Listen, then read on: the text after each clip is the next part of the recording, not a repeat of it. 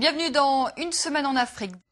Les combats se poursuivent dans le nord du Mali entre la rébellion Touareg et les soldats de l'armée malienne. Des milliers de personnes, vous le savez, ont fui ces affrontements. La région du nord vit aujourd'hui dans la plus totale insécurité, comme l'a constaté Emmanuel Sodji. Peu de civils osent encore s'aventurer sur ces pistes isolées du nord Mali, où circulent aujourd'hui rebelles, bandits armés et militaires. Ce Touareg n'a pas conduit une seule caravane de marchandises depuis la mi-janvier.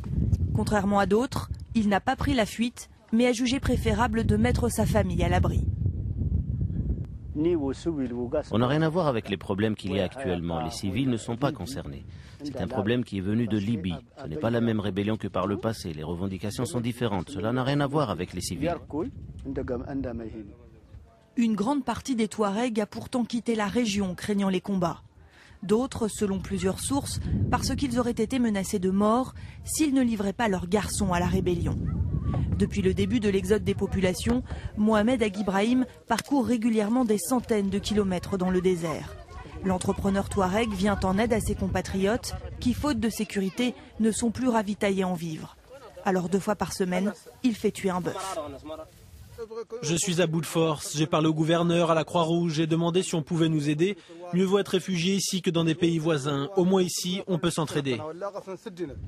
Dans la région de Tombouctou, des localités voisines comme Niafunké ou Léré ont été la cible d'attaques des rebelles. Mais jusqu'à présent, la cité légendaire a été épargnée. La ville mystérieuse est encore approvisionnée en marchandises. Les commerçants arabes ont monté leur patrouille privée, des volontaires pour sécuriser les convois. Les marchandises, on l'amène par les frontières de la Mauritanie et surtout de la frontière de l'Algérie. Depuis que les gens arabes soutenaient la sécurité, il n'y a pas eu de problème. En revanche, pas un touriste dans cette cité où la majorité de la population vit de ce secteur. Les alentours des célèbres mosquées médiévales sont désespérément vides. Personne n'a pas de travail ici. La rébellion est composée à la base de Touaregs maliens enrôlés dans l'armée de Kadhafi. Difficile d'évoquer la récupération par la rébellion de jeunes maliens non Touaregs. Ce pasteur accepte d'en parler au péril de sa vie. Dans toutes les villes ou zones attaquées, il a été vu beaucoup de jeunes noirs parmi eux.